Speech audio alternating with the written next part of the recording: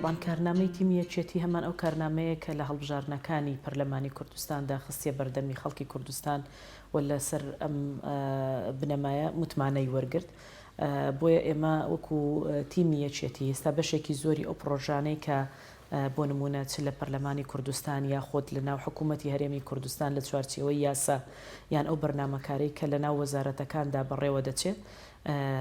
بەتەکید ئێمە ژۆکو تیمی یەکێتی نیشتیمانی کوردستان بەپێی بەرنامەی کاری خۆمان کە لە هەڵبژارنەکان پێشکەشی خەڵکی کوردستانمان کردووە لەم چوارچێوەیەدا مامەڵە دەکەین و هەریەک لە وەزیرەکانیش لە وەزارەتەکەی خۆی بەتەکید لە بەرمەبنای ئەو کارنامە پەسەندکراوەی کە بۆتە کارنامەی حکوومەتی هەرێمی کوردستان و نەخش و سیاسەتی یەکێتی نیشتیمانی کوردستانیش وەکو هێزێکی بەشدار لە ناو حکوومەتی هەرێمی کوردستاندا تێیدا ڕەنگڕێژ کراوە و لە ناو پەرلەمانی کوردستاندا متمانەی پێدراوە. ئێمە لەو چوارچێوەیەدا بەتەکید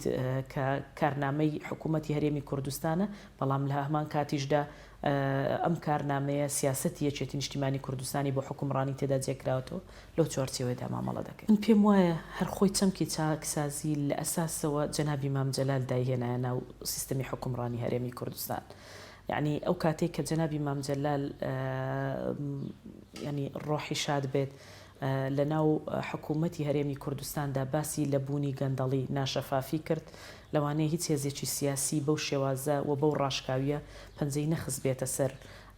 مۆدێلی حوکمڕانی بۆ ئەو کەم کورتیانەی کە تێدایەتی. بۆیە بەتەکید یعنی یەکێتی نیشتیمانی کوردستان ئێستاش ینی هەڵگری ئەو پەیام و ئەو بیرۆکەیە کە جەنابی مام جەلال دایڕشتووە. لەبەرەوە ڕەخنەگرتن مەبادیئەکە لە لای یەکێتیدا لە پێناوی ئەوەدایە کە تۆ کەم و کورتیەکانت چارەسەر بکەیت. حکوومەتی هەرێمی کوردستانیش بە دڵنیاییەوە بێکەم و کورتی نییە. مەسەلەی چاکسازی ینی یەکێکە لە بابەتە هەرە گرنگەکان کە لە کابینەی ڕابردووی حکوومەتی هەرێمی کوردستاندا تیمی یەکێتی نیشتیمانی کوردستان بەسەرپەرشتی جەنابی کاقوباد کاری جدی لەسەر کردووە. ئەو بوو پرۆژە یاسایەکی لێ بەرهەم هات کە پرۆژە یاساکە هاتە پەرلەمانی کوردستان. بە خۆشحاڵیەوە کاتێ ئێمە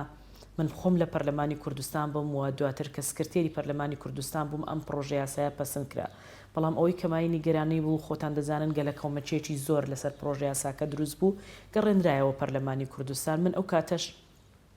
وەک ئەندامێکی سەرکردایەتی یەکێتی نیشتیمانی کوردستان و سکرتێری پەرلەمانی کوردستان لەگەڵ ئەوە نەبووم کە ئەم یاسایە بگەڕێنرێتەوە ناو پەرلەمان بۆ لەبەرەوەی کە ترسم هەبوو کە دووبارە پەسەند نەکرێتەوە. بەڵام بە خۆشحاڵیەوە ئەم جارە پرۆژە یاسای چاکسازی ئێستا پەسەند کراوە و بە دڵنیاییەوە یەکێتی نیشتیمانی کوردستان یەکێکە لەو هێزە سیاسیانێکە لە ناو حکوومەتی هەرێمی کوردستان پاڵپشتی تەواوەتی چاکسازی دەکات و ئەمە مەبدەئی ئەساسی ئێمەیە و بەتەکید ئەمە ئەو هەنگاوەیە کە جەنابی مام جەلال نەخشە ڕێگەکەی بۆ داڕشتوین و بەتەکید ئێمە لەسەری دەڕێین.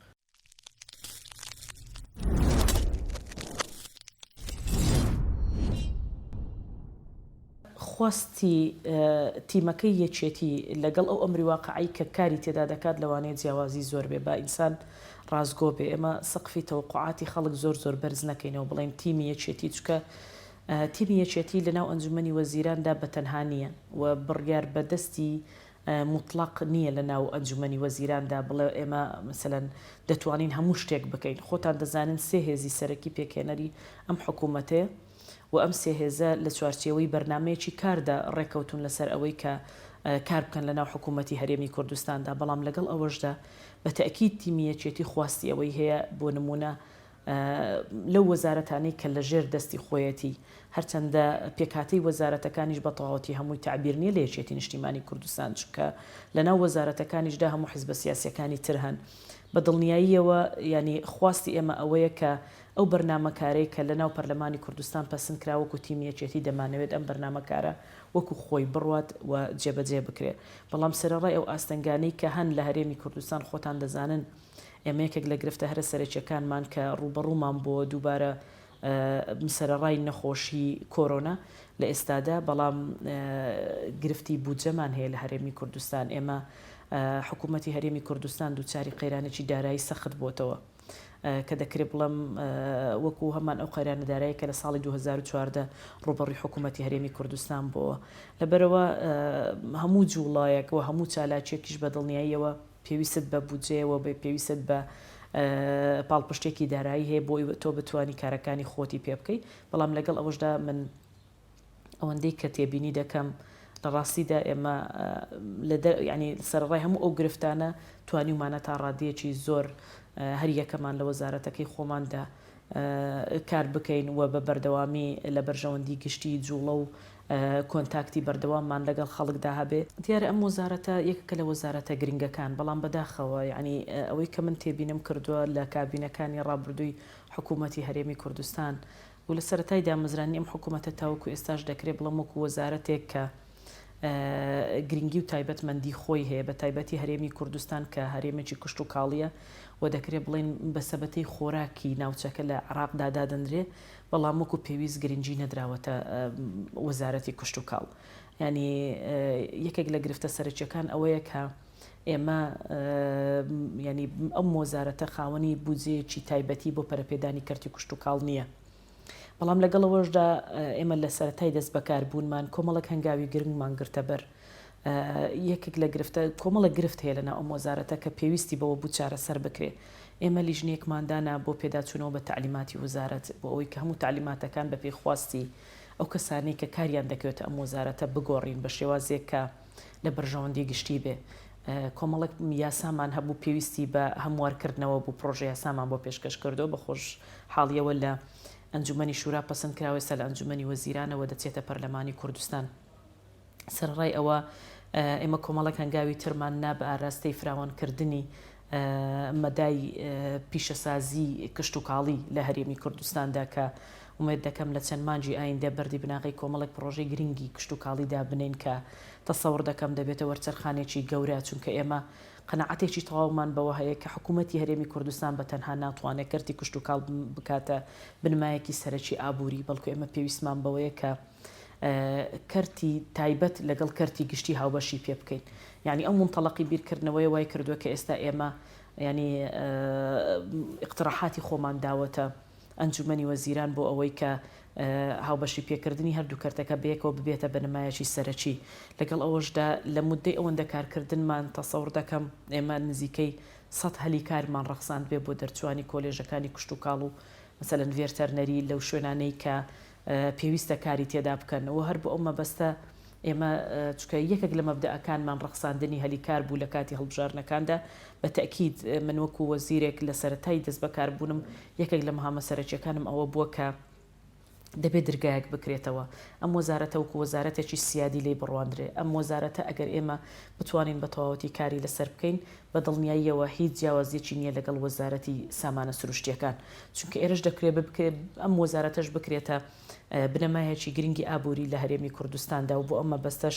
یعنی دەستی کاری نێوخۆیی زیاد بکرێ. بۆیە ئێمە پرۆژه یاسایەکمان ئێستا لە ئەنجومەنی وەزیرانە ئومێد دەکەم بەم نزیکانە لە 1-2 هەفتەی داهاتوو بچێتە پەرلەمانی کوردستان و پەسەند بکرێ. ئەو کاتە دەرگایەکی گەورە وڵا دەکات بەڕووی دەرچوانی کۆلێژی کشت و کاڵ و ڤێرتەرنەری و ئەمەش وا دەکات کە ئێمە بتوانین لەگەڵ ناوەندە ئەکادیمیەکانی خۆمان و زانکۆکان کۆلێژەکانی کشت و کاڵ پەرە پێ بدەین بەپێی ینی بڵێن جۆریەتی کشت و کاڵ لە هەرێمی کوردستان، سێکتەری کشت و کاڵ و سەرچاوەکانی ئەو لە هەرێمی کوردستاندا. بۆ مەسەلەی بەنداوەکان ئێمە لەگەڵ سەرۆکایەتی ئەنجومەنی وەزیران بەڕاستی بودجەیەکیش تەرخان کرا، بەڵام بەداخەوە ئەو قەیرانی داراییە بەسەری داهات کە ئێمە هەموو بەنداوە بچووک و متەوەستەکان تەواوکەین و بەنداوە گەورەکانیش پرۆژەیەکماندا کە بە هاوبەشی لەگەڵ کەرتی تایبەت بکرێ. بە تەئکید ئێمە بەلامانەوە گرنگە ناوەندێکی بازاڕی گەورە بۆ بەرهەمی ناوخۆی خۆمان بدۆزینەوە. چەند هەنگاوێکمان دەست پێ کردووە، من نامەوێت لە ئێستادا چونکە زۆر سەرەتایە هەنگاوەکان هەر لەم هەفتەیەدا ئێمە هەندێک لە بەروبوومی کشت و کاڵیمان هەناردەی وڵاتی ئیمارات کرد بۆ ئەوەی کە وەکو تەجروبەیەک لە نێوان هەردوو لاماندا تەقاریری ئەوان بۆ ئێمە گەڕاوەتەوە. بەشێک لە بەرهەمەکانمان پەسەندە لەلایەن بەشێکیان لەوانەیە ملاحەزاتیان لەسەر هەبوو بێ ئێمە دەبێت زیاتر گەشەی پێ بدەین لە ڕووی کوالەتیەوە. بۆیە بەرنامەکانمان زۆرن. من ینی ئیشەڵڵا لە یەکەم ساڵوە گەڕی دەست بەکاربوونم بە تەقریرێکی تەواو بۆ هەموو دەستگای ئەعلامیەکان ئەوە باز دەکەین کە ئێمە چیمان کردووە بە کوێ گەیشتوین. من لە سەرەتای دەست بەکاربوونم ئاماژەم بەوەدا کە وەزیرێک نابم بە بەردەوامی لە پشتی مێز و کورسیەکەمەوە دانیشم و ئەمە شوای کرد کە کۆنتاکتێکی بەردەوامم لەگەڵ هەموو ناوچەکانی هەرێمی کوردستان هەبێ، لەگەڵ جوتیاران هەبێ و بۆ ئەمە بەستەش کۆمەڵێک ڕێکاری جیاواز یعنی بە سەڕاحەت گرتمانە بەر هەم ڕۆژان یان لە هەفتەیەکدا ڕۆژێک بە تەواوەتی لە خزمەتی جوتیاران و ئەو توێژانە بووم کە کار و